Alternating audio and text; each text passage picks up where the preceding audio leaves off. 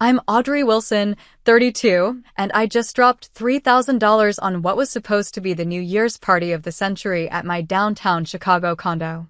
I called Mom, bursting with excitement about my promotion and the celebration I'd planned. Her response? "Oh, honey, about that. You're not going to be able to have your party. Nathan and his kids are moving into your place." My brother always was the golden child, but this time they'd gone too far. Families are supposed to support each other, not take advantage. Little did they know what I had in store for them. Before I dive into this wild story, let me know where you're watching from in the comments. Hit that like and subscribe button if you've ever dealt with entitled family members. Trust me, you'll want to see how this unfolds. Growing up in Oak Park, a middle-class suburb of Chicago, I learned early on that the Wilson family had an unspoken hierarchy. Nathan, my older brother by 4 years, was the firstborn son who could do no wrong. Melanie, younger than me by 3 years, was the baby of the family who needed constant protection. And me? I was the responsible middle child, expected to be self-sufficient while simultaneously supporting everyone else. Our modest 3-bedroom home became the stage for countless instances of unequal treatment. I still remember my 16th birthday when my parents promised to help with a used car like they had for Nathan. When the time came, Dad sheepishly explained they'd use the money for Nathan's college tuition instead. You understand, right? You're so good at saving anyway. Meanwhile, 2 years later, Melanie got not just a car but a brand new Honda Civic because the roads are more dangerous now than when you were learning to drive. Nathan had always been charismatic but irresponsible. In high school, he was the football star who barely maintained the GPA needed to stay on the team. Teachers loved him despite his mediocre performance because he could charm anyone with his easy smile and quick jokes. When he barely scraped into a state college, my parents celebrated like he'd gotten into Harvard. Meanwhile, I graduated valedictorian, earned a full academic scholarship to Northwestern, and got a lukewarm "we always knew you'd do well" from my parents. The pattern continued when Nathan dropped out after 2 years to find himself, cycling through jobs ranging from bartending to car sales to real estate, never sticking with anything long enough to build a career. At 25, he married Sophia, a sweet but naive woman who seemed to believe she could reform him. Their wedding was an extravagant affair that my parents drained their savings to fund. 3 kids followed in quick succession. Emma, Liam, and Mason, now 12, 9, and 7. Throughout their marriage, Nathan bounced between periods of unemployment and commission-only sales jobs, while Sophia worked as a nurse to provide stability. While Nathan was building a family on shaky foundations, I was methodically constructing my career. After graduating with honors in marketing, I started at Horizon Media as an assistant, working 60-hour weeks and eating ramen to save money.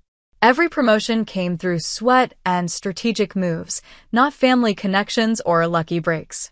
5 years ago, at 27, I finally saved enough for a down payment on my condo, a beautiful 2-bedroom with a view of Lake Michigan that I fell in love with instantly. The day I signed those papers was possibly the proudest moment of my life. My parents attended the small housewarming I hosted, but spent most of the evening talking about how Nathan was this close to a big break in commercial real estate. Diana and Marcus, colleagues who'd become close friends, were the ones who truly celebrated my achievement. They'd witnessed my dedication, staying late to perfect presentations and taking on projects no one else wanted. Diana, our creative director, had become a mentor, while Marcus from the analytics team had partnered with me on campaigns that drove unprecedented results for our clients. When Nathan and Sophia's marriage began unraveling last year, it wasn't a surprise to anyone except perhaps my parents. The final straw came when Sophia discovered Nathan had been hiding substantial gambling debts. She filed for divorce, and suddenly Nathan was facing the consequences of years of poor decisions. Through it all, I continued climbing the corporate ladder at Horizon Media. Last month, after successfully landing the Tucker Industries account, a client everyone said was impossible to get. I was promoted to marketing director. The promotion came with a substantial raise and greater visibility in the company. For the first time, I felt like my professional life was exactly where I wanted it to be. The New Year's party was meant to be a celebration of this milestone, my first time hosting colleagues in my home as their equal in leadership. I'd planned everything meticulously, catering from Chicago's best tapas restaurant, a bartender specializing in craft cocktails, and subtle but elegant decorations that would transform my already beautiful space into something magical for the evening. As I shared these plans with Diana over lunch, she raised her glass in a toast to Audrey, finally getting the recognition she deserves. If only my family felt the same way. The phone call that changed everything came on a Tuesday evening in early December. I was finalizing the menu for the New Year's party when my phone lit up with Mom's name. "Hey, Mom," I answered, excited to share details about the promotion I'd texted her about earlier. "Audrey, sweetie," she began, her voice carrying that forced cheerfulness I'd come to recognize as a prelude to unwelcome news. "How are you?" "Great. Did you get my text about the promotion?" "I'm officially marketing director now." "Oh yes, that's nice, dear." "Very nice." The dismissal was subtle but clear. "Listen, I'm calling about Nathan. The divorce was finalized yesterday." My stomach tightened. "Is he okay?" "Well, he's lost the house." Sophia's lawyer was just ruthless. After all he's been through, now he and the kids have nowhere to go. I sighed, already sensing where this was heading. That's tough. Has he looked into apartments? I could help him find something in his price range. Mom's laugh was brittle. Apartments? On what income? He's between jobs again, and with 3 children to support. Mom, your father and I would take them in, but you know our place is too small, and your father's back couldn't handle those stairs with all their things. The implication hung in the air for a moment before she continued. Your condo has that second bedroom, and you're hardly ever there with your work schedule. It just makes sense. I gripped the phone tighter. Mom, I have the New Year's party coming up. I've already paid the deposit, and it's important for my career too. Oh, about that, she interrupted. You're not going to be able to have your party. Nathan and his kids are moving into your place. Not would you consider, or could they possibly, just a statement of fact, as though my home wasn't actually mine at all. Mom, that's not going to work. My condo barely fits me and my home office, let alone 4 additional people. Besides, I need my space for work, and the kids would. Family comes first, Audrey, she cut in, her voice hardening. Nathan needs support right now. The children need stability. Surely your party can wait. The conversation deteriorated from there, ending with Mom insisting we have a family meeting at their house on Sunday to sort everything out. That Sunday, I arrived at my parents' house determined to stand my ground. The familiar scent of Mom's pot roast filled the air, a manipulation tactic I recognized immediately, comfort food to soften my resolve. Nathan was already there, slouched on the couch with red-rimmed eyes that brightened considerably when I entered. Hey sis, he said, attempting a smile that didn't reach his eyes. Mom emerged from the kitchen, wiping her hands on a dish towel. Audrey's here. Let's eat first, then we can talk. Dinner was a masterclass in emotional manipulation. Dad asked surface-level questions about my job while Mom served Nathan's second and third helpings, murmuring about how thin he looked. Melanie, who'd driven in from Milwaukee, kept giving me pointed looks whenever Nathan mentioned the challenges of single parenthood. After dinner, we gathered in the living room for what my mother called the discussion, but what quickly became clear was intended to be my surrender ceremony. It's just temporary, Nathan assured me, leaning forward with earnest eyes. Just until I get back on my feet. 3 months, tops. Where would the kids sleep? I asked, trying to be practical. I have 1 spare bedroom. The boys can share the second bedroom, Mom jumped in. Emma can sleep on the pull-out couch. It's just temporary, after all. And my home office? I need that space for work. Nathan waved dismissively. You can work at the dining table. Or better yet, stay at the office. You're always there anyway. I took a deep breath. Look, I understand you're in a difficult situation, but my condo isn't the solution. I've worked hard for my space, and I need it for my career. I'm happy to help you find something affordable, maybe even help with the security deposit, but typical Audrey, Melanie interrupted, rolling her eyes. Always about the career and the money. That's not fair, I protested, feeling the familiar frustration rise. I've earned everything I have. I'm offering to help, just not by giving up my home. Dad finally spoke up, his voice quiet but firm. Audrey, it's just for a little while. Nathan has nowhere else to go. What about a short-term rental? Or a hotel until he finds something permanent? I suggested. Mom scoffed. On what budget? He's paying child support now, and with no job. So I'm supposed to upend my life because Nathan lost his job again? The words escaped before I could stop them. The room went silent. Nathan's face crumpled in a display of hurt that seemed rehearsed to my cynical eyes. I can't believe you'd throw that in my face, he said quietly. After everything I've been through. Mom stood up, her expression thunderous. That's enough, Audrey. Family comes first. Your brother needs you, and those children need a roof over their heads. I didn't raise you to be so selfish. Dad nodded in agreement, Melanie glared, and Nathan looked at me with a mixture of expectation and entitlement that made my blood boil. In that moment, I realized I was outnumbered and outmaneuvered. If I continued to refuse, I'd be cast as the villain in the family narrative. Against my better judgment, I reluctantly agreed to a temporary arrangement, with the explicit understanding that Nathan would actively search for his own place immediately. As I drove home that night, the weight of what I'd agreed to settled on my shoulders.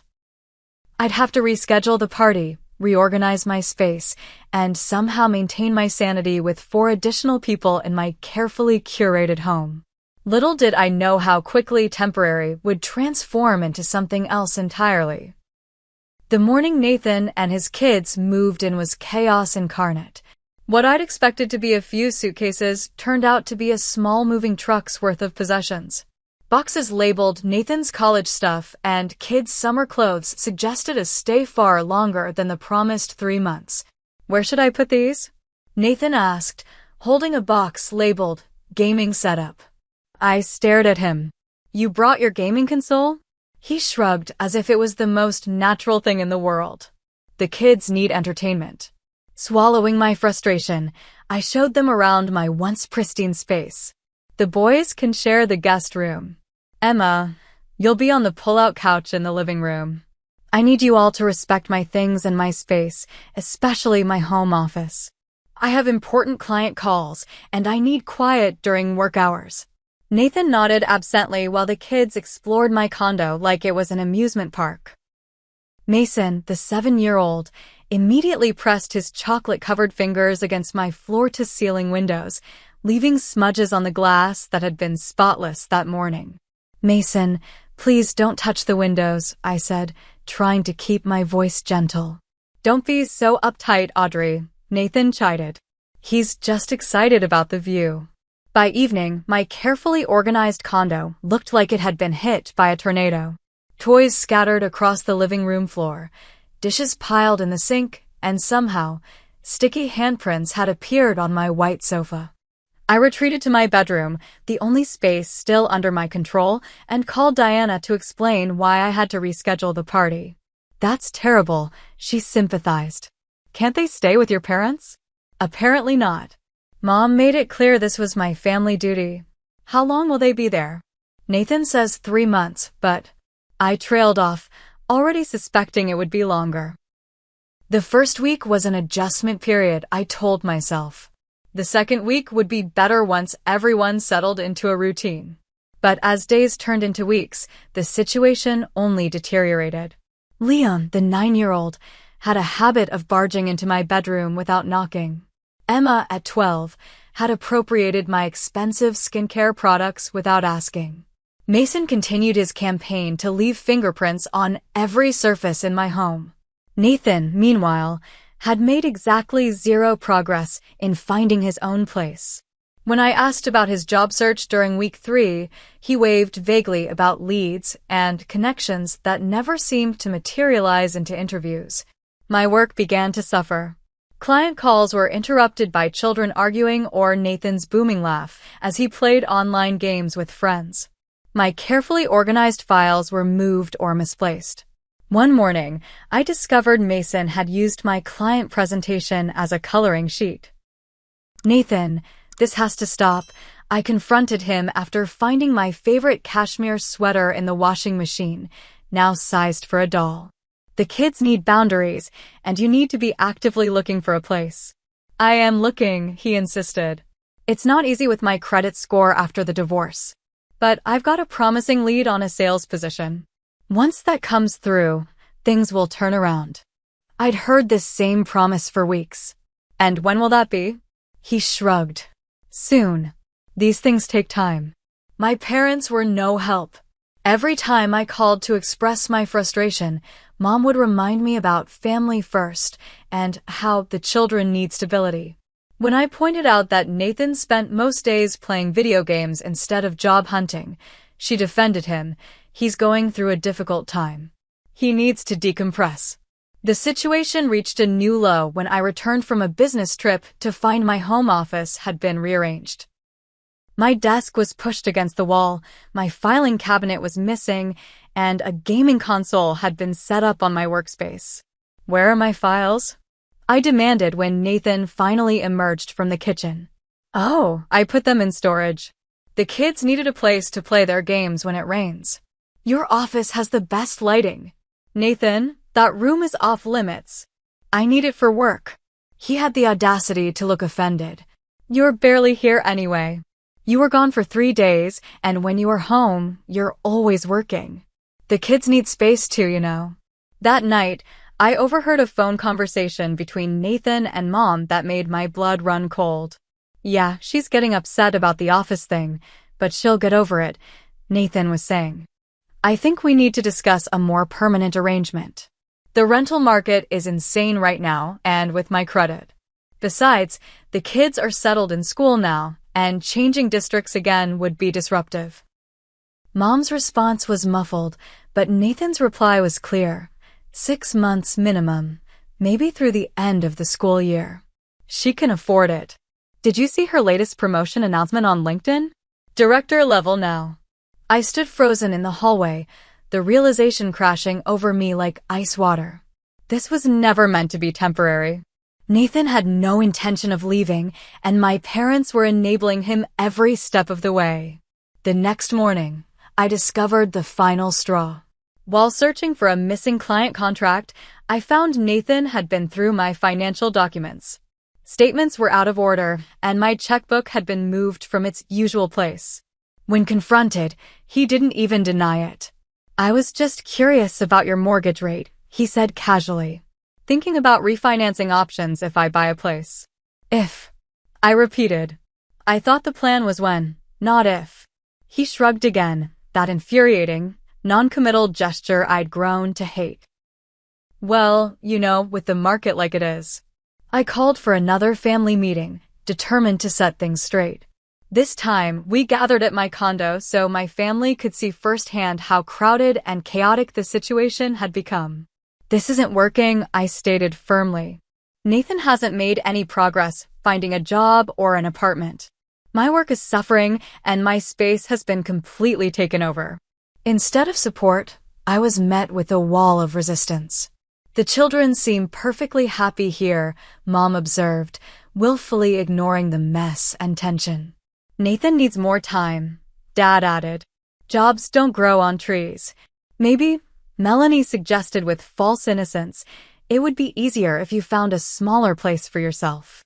Something closer to your office, since you're always there anyway." I stared at her, stunned. "You want me to move out of my own home?" "It makes the most sense," Mom agreed readily.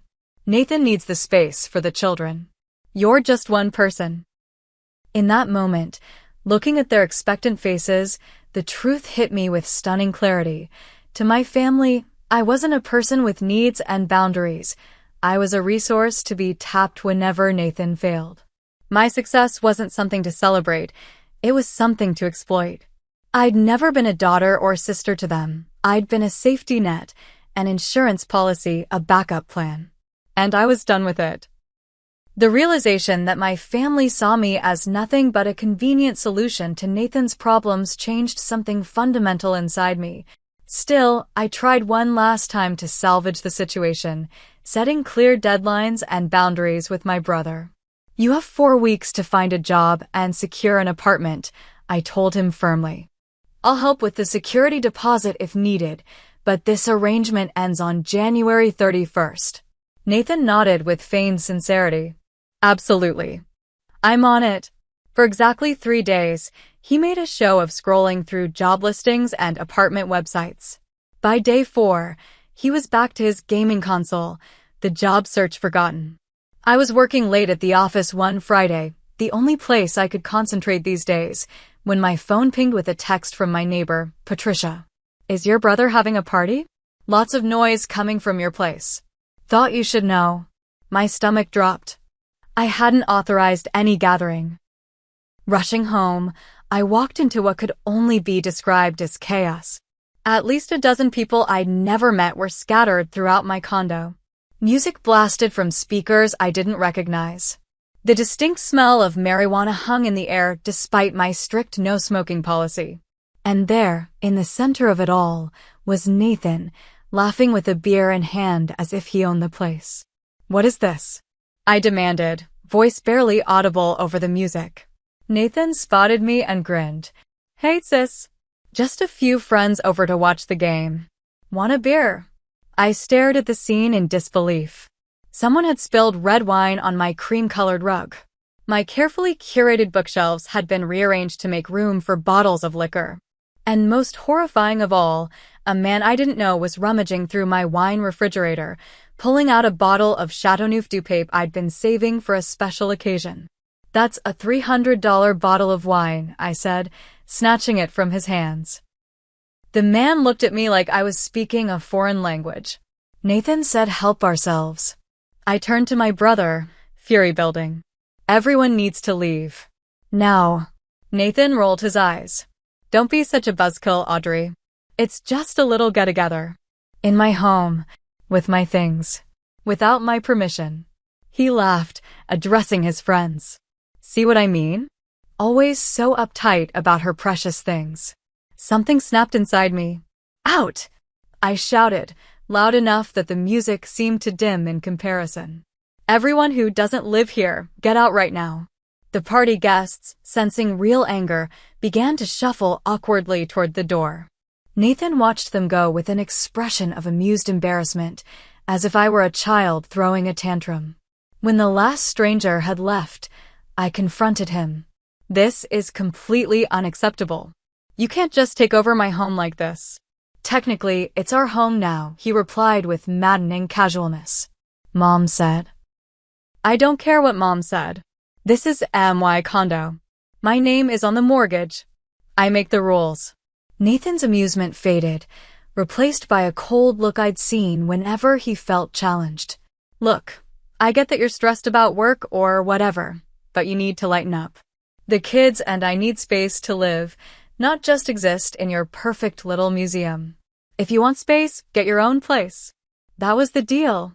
The deal, he sneered, was family helping family. "But I guess your precious career and fancy apartment matter more than your own niece and nephews having a roof over their heads. Don't you dare use the kids as shields," I shot back. "This isn't about them. It's about you taking advantage, like you always have." His face darkened. "You know what? You don't need this place anyway. You're always working. Must be nice having nothing in your life but a job and expensive wine no one's allowed to touch." The cruelty of his words struck like a physical blow. Before I could respond, my phone rang, Mom's name flashing on the screen as if summoned by our argument. "Nathan just called me," she began without preamble when I answered. "He says you're threatening to throw them out over a little get-together?" I laughed incredulously. A little get-together? There were strangers in my home, going through my things. And I'm not threatening to throw anyone out. I'm enforcing the boundaries we agreed to. Boundaries? Mom scoffed. He's your brother, not some roommate. Family doesn't have boundaries. Family shouldn't take advantage either, but here we are. I'm disappointed in you, Audrey. I thought we raised you better than this.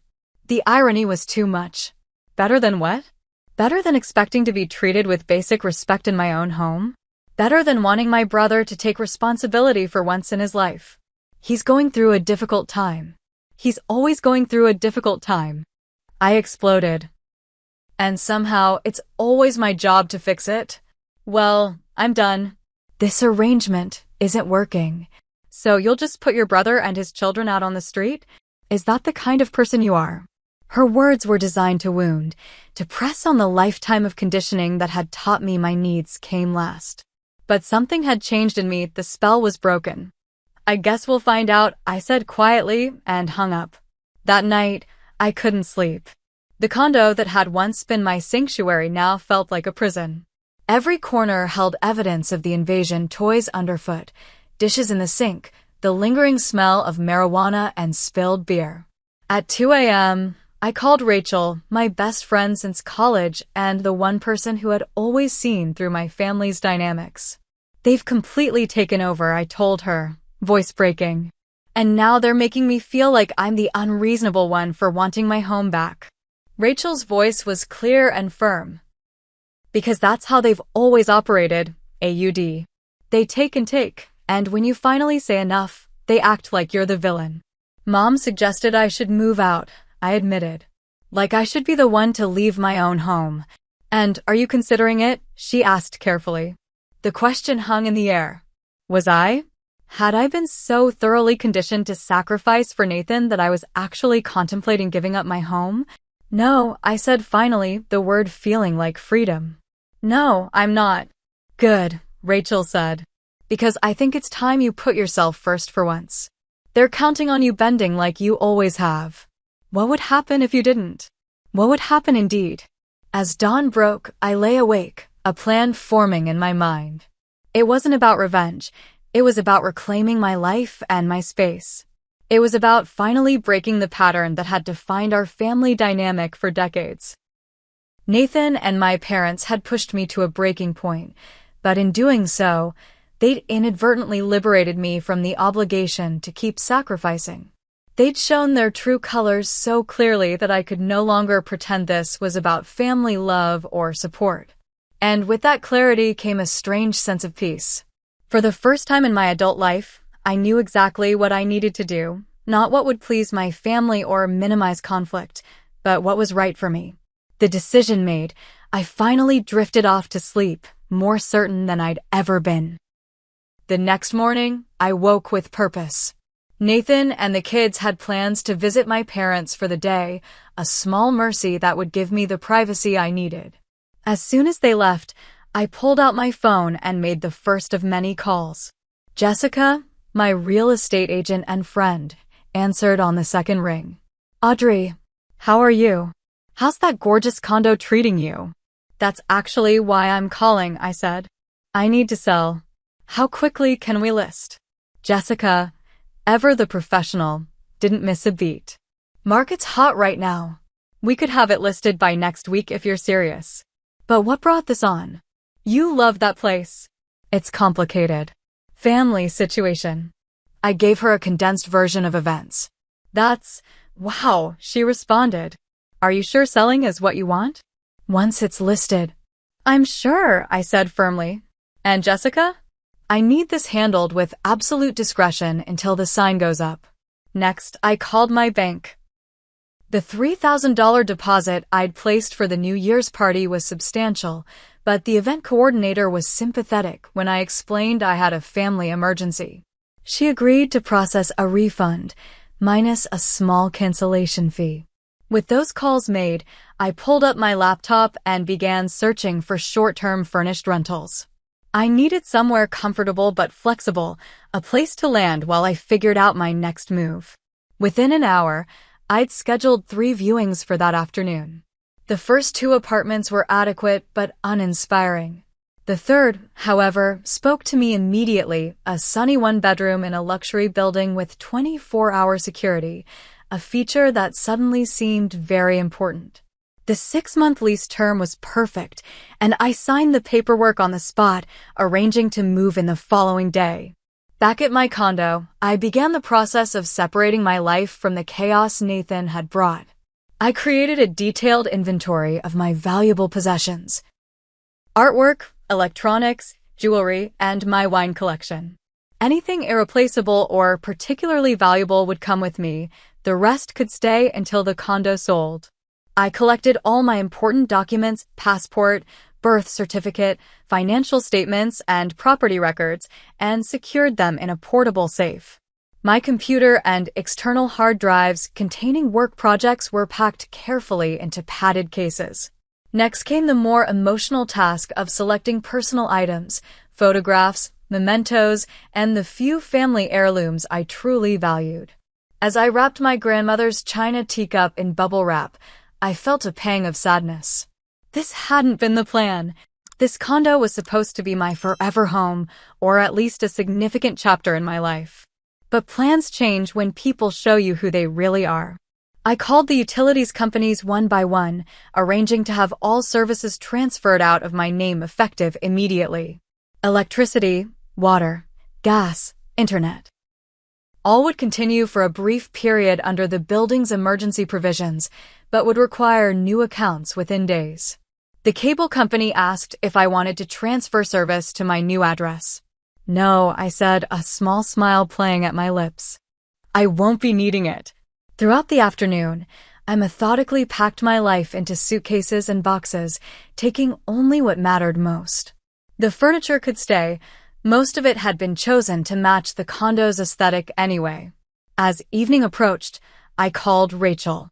It's done, I told her. I've signed a lease on a new place and listed the condo. How do you feel? She asked. I considered the question carefully. Lighter, I finally said. Like I've set down something heavy I've been carrying for years. When are you telling them? I'm not, I replied. I'm leaving a letter. Nathan returns tomorrow with the kids. By then, I'll be gone. Rachel was silent for a moment. You don't think you should tell them face to face? Why? So they can manipulate me into changing my mind? So Mom can cry and Nathan can make me feel guilty about the kids? No.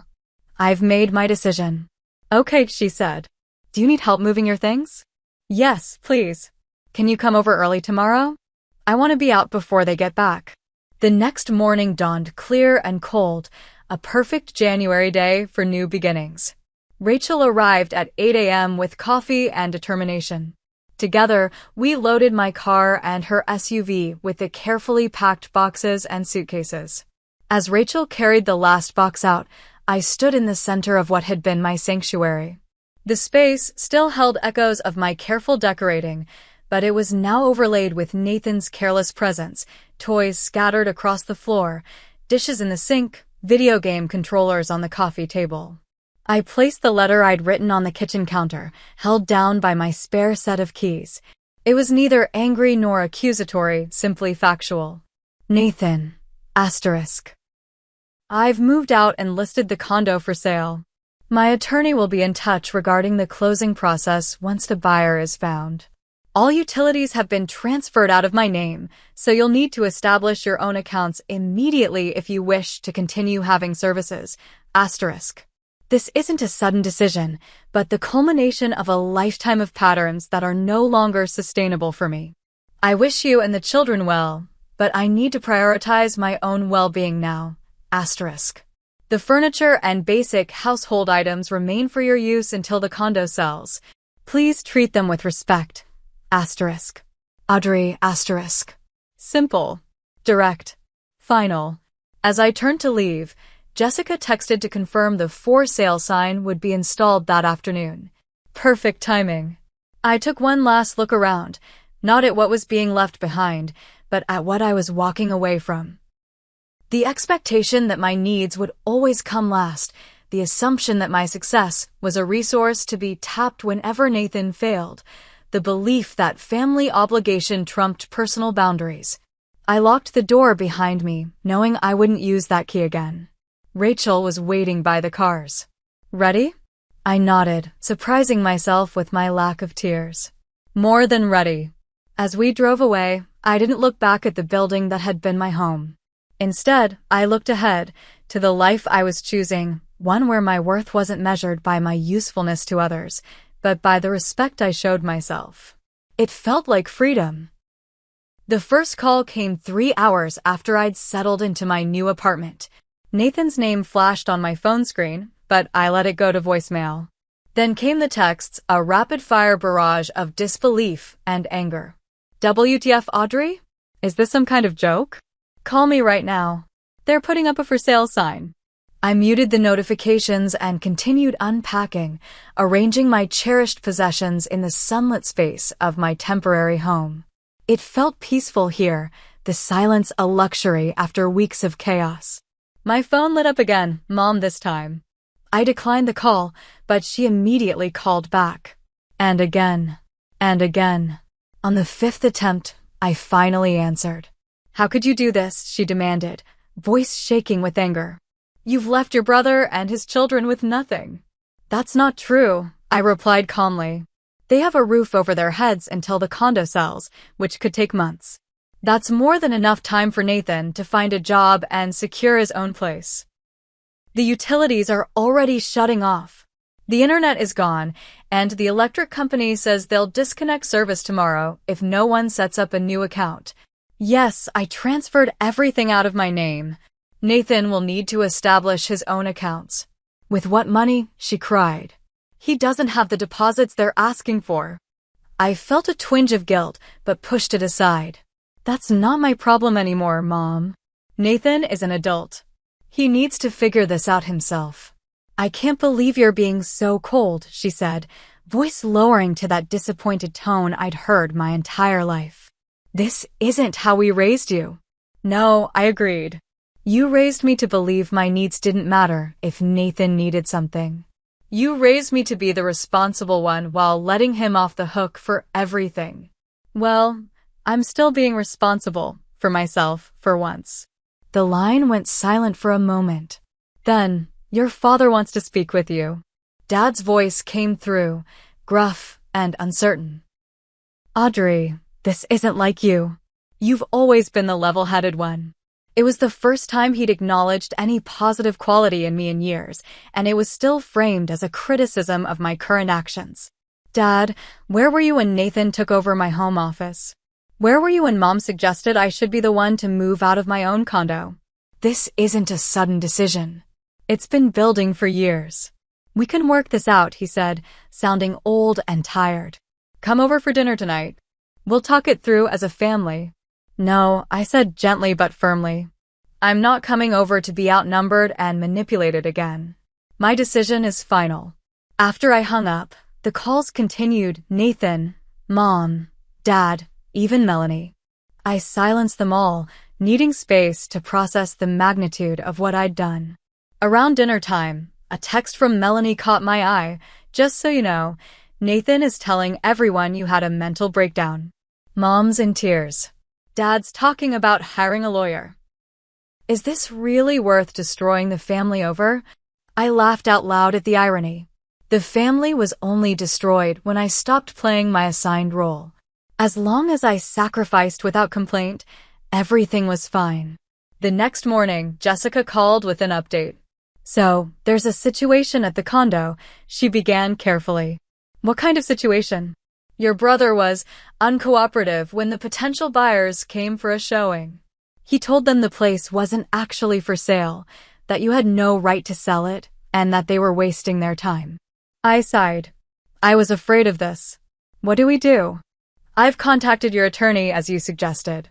She says since you're the sole owner, you have every right to sell regardless of who's living there.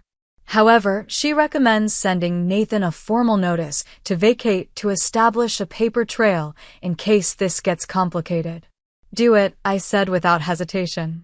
The formal notice apparently sparked a new wave of family outrage. Nathan called my office so many times that our receptionist had to block his number.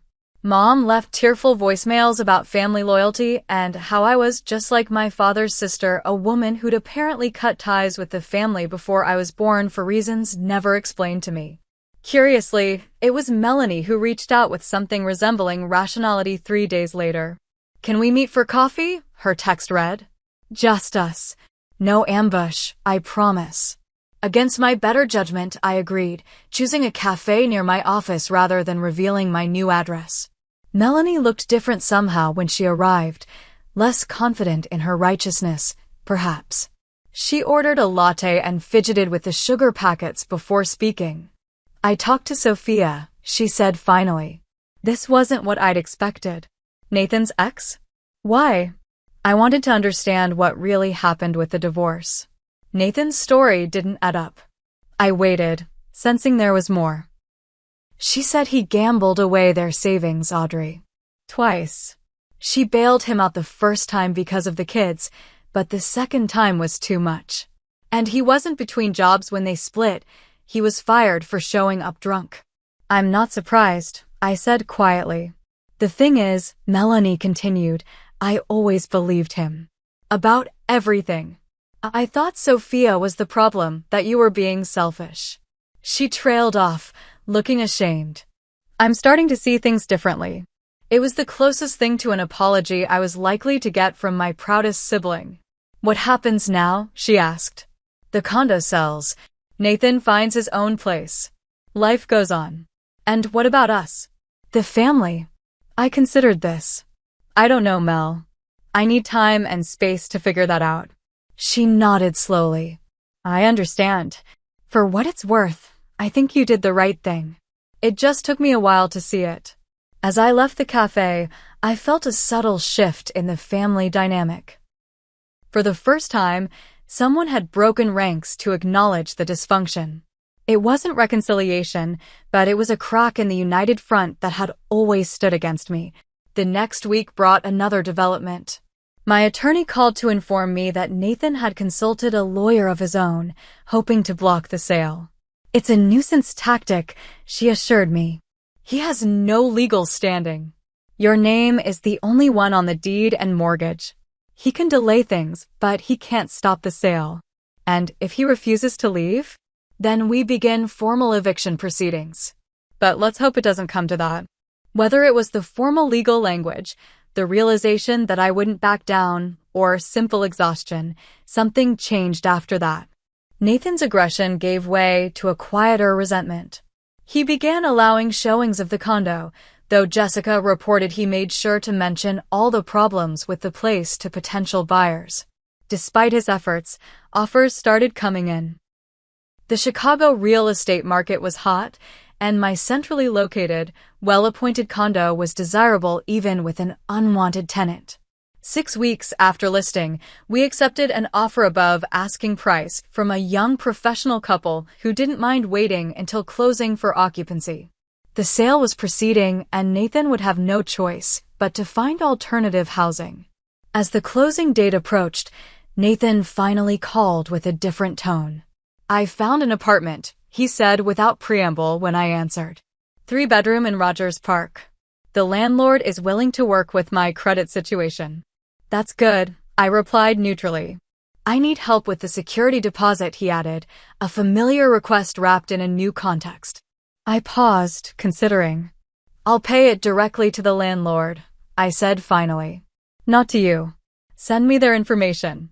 It wasn't generosity driving my offer, but practicality. The sooner Nathan was out, the smoother the closing would go. And perhaps, in some small way, it was a final gesture to the sister I had been, the reliable one who always helped. The difference was that this time, the help came with clear boundaries and on my terms. The week before closing, I met Rachel for dinner to celebrate. To freedom, she toasted, raising her glass. To boundaries, I countered, clinking my glass against hers. "Have you spoken to your parents lately?" she asked. I shook my head. "Not directly. Mom still leaves voicemails occasionally, but they're less angry now. More sad. Dad sent an email asking if we could put this unfortunate situation behind us once the sale is final. And will you? I considered the question carefully. Not in the way he means. I'm not going back to being the family safety net. But maybe, with very clear boundaries, some kind of relationship is possible. I don't know yet. Rachel nodded understandingly. You don't have to decide everything now. That's the beauty of where you are. You get to choose what comes next. She was right. For the first time in my life, I wasn't reacting to my family's needs or expectations.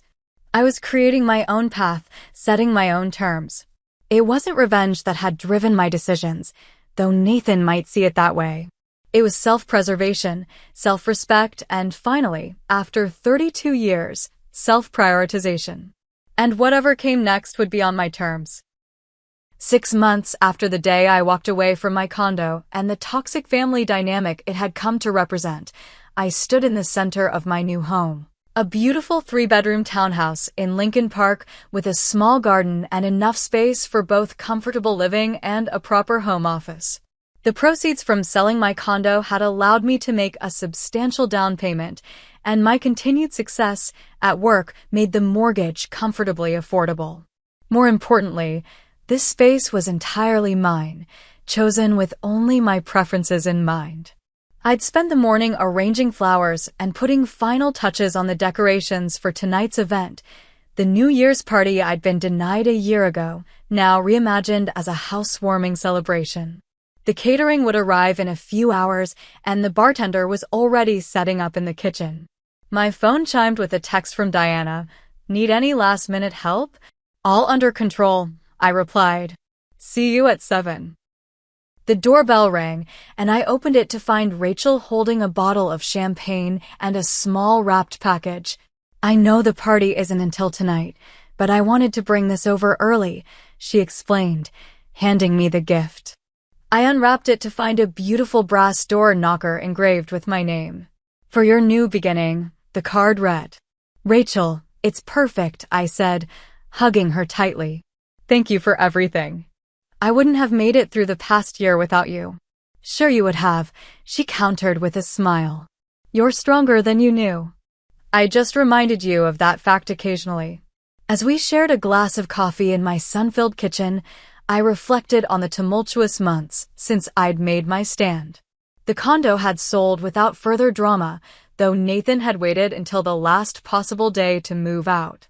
True to my word, I'd paid his security deposit directly to his new landlord, our last financial entanglement severed with that transaction. My relationship with my family had entered a new phase, one characterized by careful distance and slowly rebuilding trust. Mom had eventually stopped leaving guilt-laden voicemails and begun sending tentative texts instead, asking about my work and my new place without making demands. Dad, in his reserved way, had reached out with an email that had surprised me with its self-awareness. I've been thinking about the patterns in our family, he'd written. I didn't realize how much we'd come to depend on you handling everything Nathan couldn't. It wasn't fair. It wasn't quite an apology, but from my stoic father, it was significant. Melanie and I had begun rebuilding our relationship over occasional brunches where we carefully avoided family drama in favor of reconnecting as adults with separate lives. She'd confided that her own marriage was struggling, but unlike in the past, she wasn't expecting me to solve her problems, just to listen. As for Nathan, we remained distant. He'd sent a Christmas card with a photo of the kids and a stiffly formal note about how they were adjusting well to their new school. I'd responded with gift cards for the children and a neutral greeting. It wasn't reconciliation, but it was civil, a vast improvement over the chaos of a year ago. Professionally, the boundaries I'd established in my personal life had extended to my work as well. I'd learned to say no to projects that would overextend me, to require respect for my time and expertise, and to advocate for my ideas with confidence.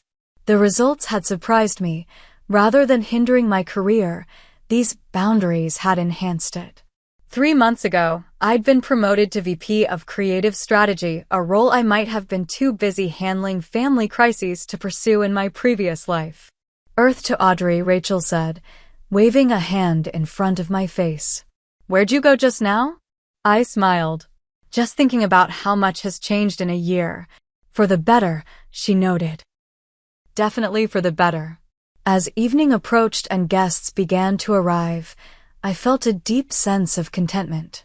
Diana and Marcus came bearing wine and congratulations on the beautiful new space. Colleagues and friends filled the rooms with laughter and conversation. Even my new neighbors stopped by, welcoming me to the community. At midnight, we raised our glasses in a toast to the new year. To fresh starts, I said, and to recognizing our own worth. Later, after the last guest had departed and I was curled up on my sofa enjoying the peaceful aftermath, I thought about the journey that had brought me here. The pain had been real, the decisions difficult, but the outcome had been worth every moment of discomfort.